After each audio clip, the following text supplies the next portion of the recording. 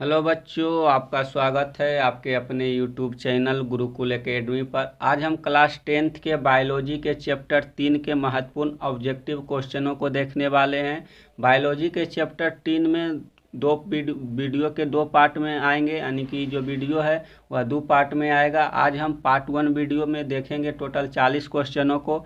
बाकी जो बचा हुआ क्वेश्चन है वह पार्ट 2 वीडियो में देखेंगे। तो आप वीडियो में अंत तक जुड़े रहें ताकि आप समझ सकें कि जो चैप्टर 3 है बायोलॉजी के उससे किस प्रकार के आपको क्वेश्चन देखने को मिलेगा।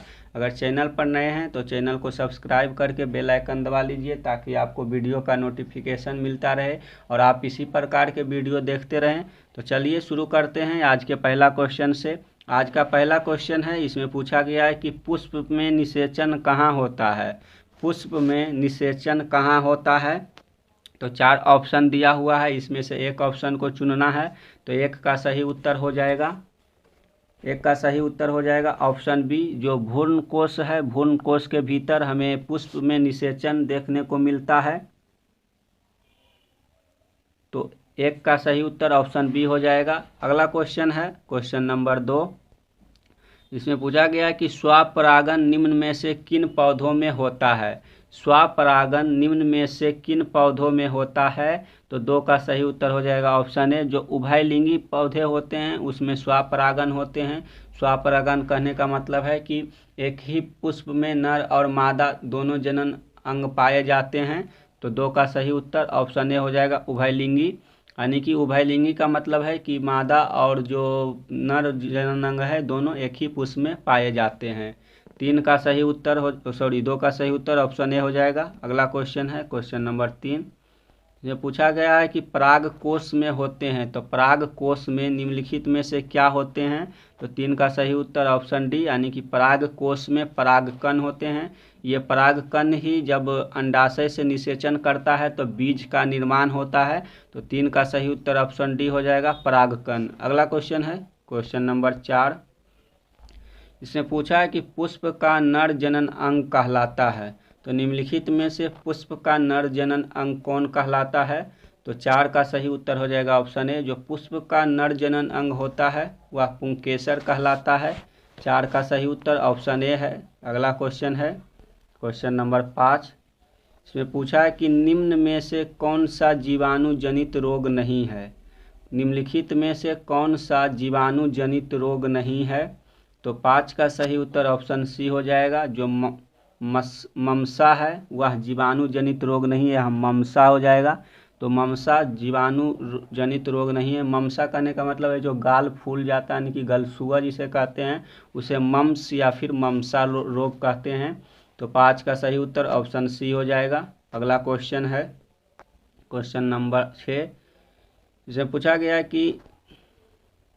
पूछा है कि निम्न में से कौन एक लिंगी पुष्प है। निम्न में से कौन एक लिंगी पुष्प है। तो 6 का सही उत्तर हो जाएगा ऑप्शन सी, जो पपीता है। पपीता एक लिंगी पुष्प है, यानी कि जो पपीता होता है उसमें एक ही लिंग पाया जाता है, यानी कि मादा अलग और नर के जो पेड़ होते हैं वो अलग अलग पाए जाते हैं। तो 6 का सही उत्तर ऑप्शन सी हो जाएगा। अगला क्वेश्चन नंबर 7। इसमें पूछा है कि निम्न में से कौन एक उभयलिंगी जंतु है। निम्न में से कौन एक उभयलिंगी जंतु है, यानी कि जो जंतु है उसमें नर और मादा एक ही शरीर में पाया जाता है। तो 7 का सही उत्तर ऑप्शन ए हो जाएगा, जो केचुआ है वह उभयलिंगी जंतु है।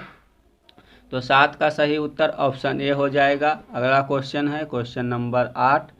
इसमें पूछा है कि निम्नलिखित में से कौन पुनरुद्भवन का उदाहरण है। निम्नलिखित में से कौन पुनरुद्भवन का उदाहरण है, यानी कि वह अपने शरीर से ही उग जाता है, यानी कि अपना विकास स्वयं कर लेता है। तो 8 का सही उत्तर ऑप्शन ए हो जाएगा हाइड्रा, यानी कि जो हाइड्रा है अपने शरीर के विभाजन करके एक अलग जंतु यानी कि एक अलग जीव का निर्माण कर देता है। तो 8 का सही उत्तर ऑप्शन ए हो जाएगा हाइड्रा, यानी कि अगर हाइड्रा इस प्रकार से है तो इससे एक हाइड्रा अगर कट जाएगा तो ये अलग बन जाएगा और ये अलग बन जाएगा। तो 8 का सही उत्तर ऑप्शन ए हो जाएगा। अगला क्वेश्चन है क्वेश्चन नंबर 9। इसमें पूछा है कि निम्नलिखित में कौन एक लिंगी पादप है। निम्नलिखित में से कौन एक लिंगी पादप है, यानी कि उसमें एक ही लिंग पाया जाता है? तो सही उत्तर ऑप्शन सी हो जाएगा। जो पपीता है वह एक लिंगी पादप है। अगला क्वेश्चन नंबर 10 से पूछा कि मानव मादा के जनन तंत्र का भाग नहीं है। तो निम्नलिखित में से कौन मादा जनन अंग का भाग नहीं है? तो 10 का सही उत्तर ऑप्शन डी हो जाएगा। जो डिम्ब वाहिनी है वह मानव मादा के जनन तंत्र का भाग नहीं है, डिम्ब वाहिनी। बाकी सभी जैसे अंडाशय हो गया, गर्भाशय हो गया, शुक्रवाहिनी हो गया, ये सभी मादा जनन तंत्र का भाग है और डिम्ब वाहिनी नहीं है। अगला क्वेश्चन नंबर 11 इसमें पूछा है कि शुक्राणु बनता है। तो निम्नलिखित में से शुक्राणु कहाँ बनता है? तो 11 का सही उत्तर हो जाएगा ऑप्शन ए, वृषण में शुक्राणु का निर्माण होता है। 11 का सही उत्तर ऑप्शन ए। अगला क्वेश्चन नंबर 12 इसमें पूछा है कि ऐसे जीव जिनमें दोनों लिंग उपस्थित होते हैं कहा जाता है। ऐसे जीव जिनमें दोनों लिंग उपस्थित होते हैं वैसे जीव को हम क्या कहते हैं? तो वैसे जीव को हम द्विलिंगी बोलते हैं। तो 12 का सही उत्तर ऑप्शन बी हो जाएगा। अगला क्वेश्चन नंबर 13 इसमें पूछा है कि असुरक्षित संभोग के बाद अंडाणु के निषेचन को रोका जा सकता है। असुरक्षित संभोग के बाद अंडाणु के निषेचन को किसके द्वारा रोका जा सकता है? तो 13 का सही उत्तर हो जाएगा ऑप्शन डी, अनवांटेड सेवेंट्री 2 से। जो असुरक्षित संभोग है उसके बाद निषेचन को रोका जा सकता है अनवांटेड सेवेंट्री 2 से। तो 13 का सही उत्तर ऑप्शन डी हो जाएगा। अगला क्वेश्चन नंबर 14 इसमें पूछा है कि एक प्रारूपी पुष्प के सबसे बाहरी पुष्प पत्र को कहते हैं। एक प्रारूपी पुष्प के सबसे बाहरी पुष्प पत्र को क्या कहते हैं? तो 14 का सही उत्तर ऑप्शन है, उसे हम दलपुंज कहते हैं। क्वेश्चन नंबर 15 है, इसमें पूछा गया है कि निम्नलिखित में कौन परिवार नियोजन साधनों में प्रयुक्त एक प्रभावी उपाय है? निम्नलिखित में कौन परिवार नियोजन साधनों में प्रयुक्त एक प्रभावी उपाय है? तो 15 का सही उत्तर ऑप्शन डी हो जाएगा। इनमें से सभी, जैसे कि हम कॉन्डम का प्रयोग कर सकते हैं, डायाफ्राम का प्रयोग कर सकते हैं, कॉपर टी एवं लूप का प्रयोग कर सकते हैं, जिससे जो परिवार नियोजन साधन है उसमें प्रभावी उपाय का कारगर है। तो 15 का सही उत्तर ऑप्शन डी हो जाएगा, इनमें सभी। अगला क्वेश्चन नंबर 16 इसमें पूछा गया है कि पुंकेसर के अग्रभाग को कहते हैं। तो निम्नलिखित में से पुंकेसर के अग्रभाग को हम क्या कहते हैं? तो 16 का सही उत्तर हो जाएगा ऑप्शन सी, उसे हम परागकोश कहते हैं। क्वेश्चन नंबर 17 है, इसमें पूछा गया है कि उत्तक संवर्धन में किस प्रकार का उत्तक लेते हैं? उत्तक संवर्धन में किस प्रकार का उत्तक लेते हैं? तो 17 का सही उत्तर हो जाएगा ऑप्शन ए, मेरिस्मेटिक उत्तक हम लेते हैं उत्तक संवर्धन में। तो 17 का सही उत्तर ऑप्शन ए हो जाएगा। अगला क्वेश्चन नंबर 18 इसमें पूछा है कि आलू में जनन कैसे होता है? आलू में जनन कैसे होता है? तो 18 का सही उत्तर ऑप्शन सी, आलू में कायिक प्रवर्धन के द्वारा आलू में जनन होता है। यानी कि आलू से एक अंकुर निकलता है, उसी के अंकुर को बाहर होने पर पौधा विकसित होता है, फिर पौधा से विकसित होकर अन्य फलों का निर्माण होता है। तो 18 का सही उत्तर ऑप्शन सी हो जाएगा, कायिक प्रवर्धन। क्वेश्चन नंबर 19 है, इसमें पूछा गया है कि अलैंगिक जनन के समय कौन सा विभाजन होता है? अलैंगिक जनन के समय निम्नलिखित में से कौन सा विभाजन होता है? समसूत्री विभाजन, असमसूत्री विभाजन या फिर अर्धसूत्री विभाजन या ए एवं बी दोनों। तो अलैंगिक जनन के समय कौन सा विभाजन होता है? तो डी का सही उत्तर हो जाएगा ऑप्शन डी, ए एवं बी दोनों विभाजन होता है। समसूत्री विभाजन भी होता है और असमसूत्री विभाजन भी होता है। तो 19 का सही उत्तर ऑप्शन डी हो जाएगा। अगला क्वेश्चन नंबर 20 इसमें पूछा है कि जीव जिस प्रक्रम द्वारा अपनी संख्या में वृद्धि करते हैं उसे क्या कहते हैं? जीव जिस प्रक्रम द्वारा अपनी संख्या में वृद्धि करते हैं उसे क्या कहते हैं? तो 20 का सही उत्तर ऑप्शन ए हो जाएगा, उसे हम जनन कहते हैं। अगला क्वेश्चन नंबर 21 इसमें पूछा गया है कि नर युग्मक और मादा युग्मक के संलग्न को कहते हैं। नर युग्मक और मादा युग्मक के संलग्न को संलग्न को हम निम्नलिखित में से क्या कहते हैं? तो 21 का सही उत्तर ऑप्शन बी हो जाएगा, उसे हम निषेचन कहते हैं। क्वेश्चन नंबर 22 है, इसमें पूछा है कि किस प्रकार के जनन में जनक के शरीर से कलिका निकलती है? किस प्रकार के जनन में जनक के शरीर से कलिका निकलती है, यानी कि बड्स निकलती है? तो 22 का सही उत्तर ऑप्शन ए हो जाएगा, जो मुकुलन होता है, जैसे कि हाइड्रा हो गया, हाइड्रा में मुकुलन के द्वारा ही अलग जीव का निर्माण होता है। तो 22 का सही उत्तर ऑप्शन ए हो जाएगा, मुकुलन। अगला क्वेश्चन नंबर 23 है, इसमें पूछा गया है कि मुकुलन द्वारा प्रजनन किसमें होता है? मुकुलन द्वारा प्रजनन किसमें होता है? तो मुकुलन के द्वारा जो प्रजनन है वह ईस्ट में भी होता है और हाइड्रा में भी होता है। तो 23 का सही उत्तर ऑप्शन बी हो जाएगा। क्वेश्चन नंबर 24 है, क्वेश्चन नंबर 24 में पूछा है कि एक सामान्य पुष्प में यह उपस्थित होता है। तो निम्नलिखित में से कौन है जो एक सामान्य पुष्प में उपस्थित होता है? तो 24 का सही उत्तर ऑप्शन डी हो जाएगा, यानी कि एक सामान्य पुष्प में बाह्य दल पुंज उपस्थित होता है, दल पंखुड़ी उपस्थित होता है, पुंकेसर एवं स्त्री केसर दोनों उपस्थित होता है। तो 24 का सही उत्तर ऑप्शन डी हो जाएगा, इनमें से सभी एक सामान्य पुष्प में उपस्थित होता है। अगला क्वेश्चन है क्वेश्चन नंबर 25, इसमें पूछा है कि बीज में नवोद्भिद विकसित होने की क्रिया क्या कहलाती है? बीज में नवोद्भिद विकसित होने की क्रिया क्या कहलाती है? निषेचन, अंकुरन, परागन या फिर इनमें से कोई नहीं। तो 25 का सही उत्तर हो जाएगा ऑप्शन बी, बीज में नवोद्भिद विकसित होने की क्रिया को हम अंकुरन कहते हैं। अगला क्वेश्चन नंबर 26 है, इसमें पूछा है कि पुष्पी पौधों में लैंगिक जनन किसके द्वारा होता है? पुष्पी पौधे में लैंगिक जनन किसके द्वारा होता है? तो 26 का सही उत्तर हो जाएगा, 26 का सही उत्तर ऑप्शन सी हो जाएगा, फूलों द्वारा।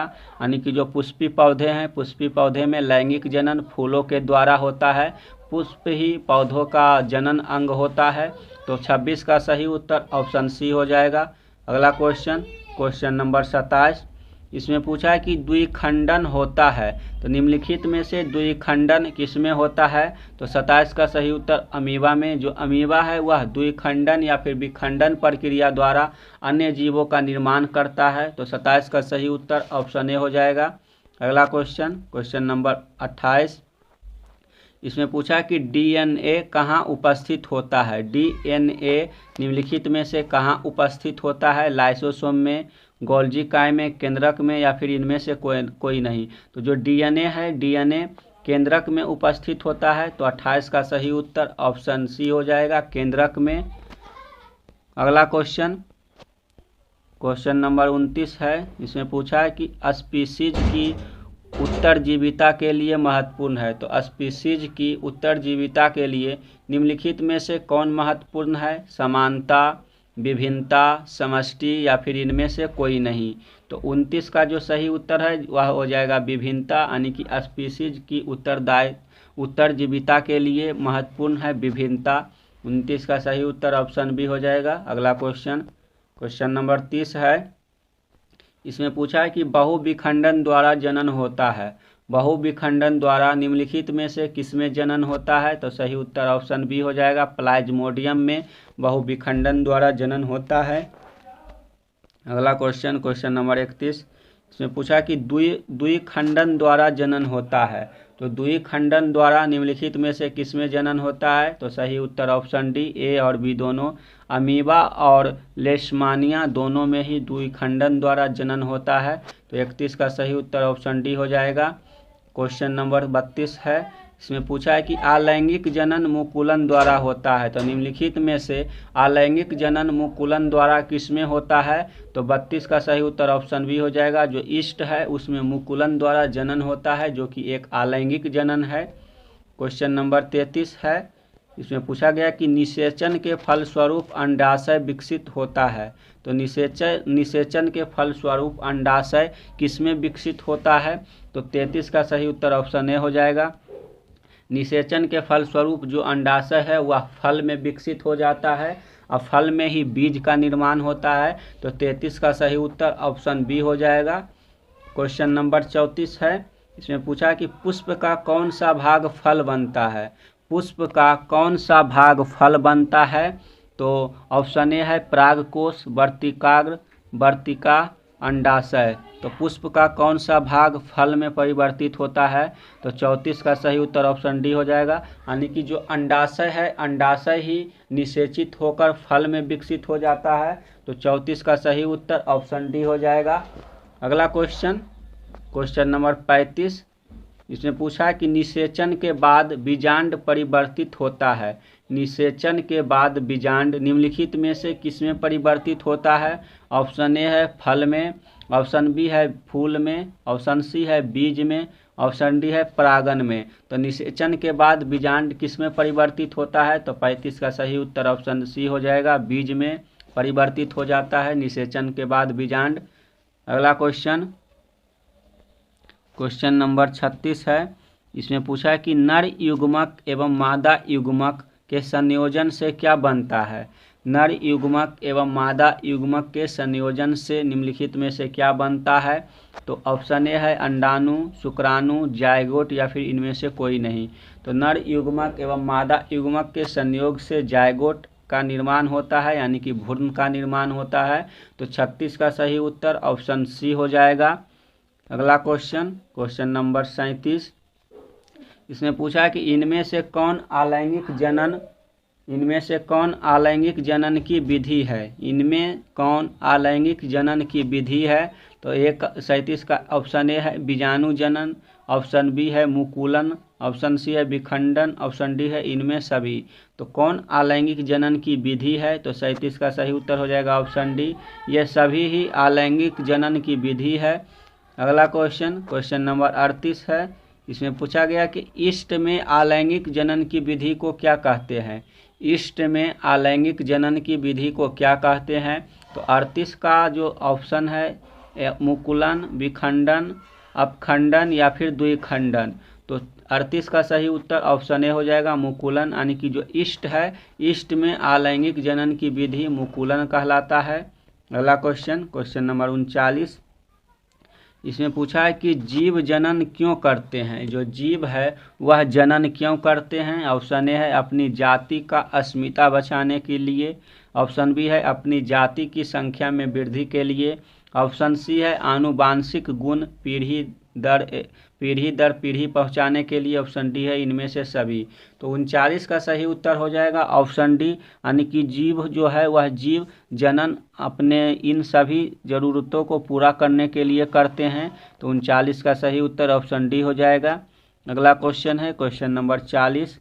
इसमें पूछा है कि लैंगिक जनन के लिए किस प्रकार का कोशिका विभाजन होता है। लैंगिक जनन के लिए किस प्रकार का कोशिका विभाजन होता है। ऑप्शन ए है अर्धसूत्री विभाजन, ऑप्शन बी है समसूत्री विभाजन, ऑप्शन सी है आसूत्री विभाजन, ऑप्शन डी है इनमें सभी। तो लैंगिक जनन के लिए किस प्रकार का कोशिका विभाजन होता है। तो 40 का सही उत्तर ऑप्शन ए हो जाएगा अर्धसूत्री विभाजन, यानी कि जो लैंगिक जनन है, लैंगिक जनन में अर्धसूत्री कोशिका विभाजन होता है। आज के क्वेश्चन सीरीज में टोटल 40 क्वेश्चनों को ही देखेंगे। बाकी के जो बचा हुआ क्वेश्चन है वो पार्ट 2 वीडियो में देखेंगे। तो आप पार्ट 2 वीडियो को देखना ना भूलें। आप इसी प्रकार से जुड़े रहिए और अपनी तैयारी को मजबूत करते रहिए। चलिए मिलते हैं अगले वीडियो यानी कि पार्ट 2 वीडियो के साथ। तब तक के लिए धन्यवाद, शुक्रिया।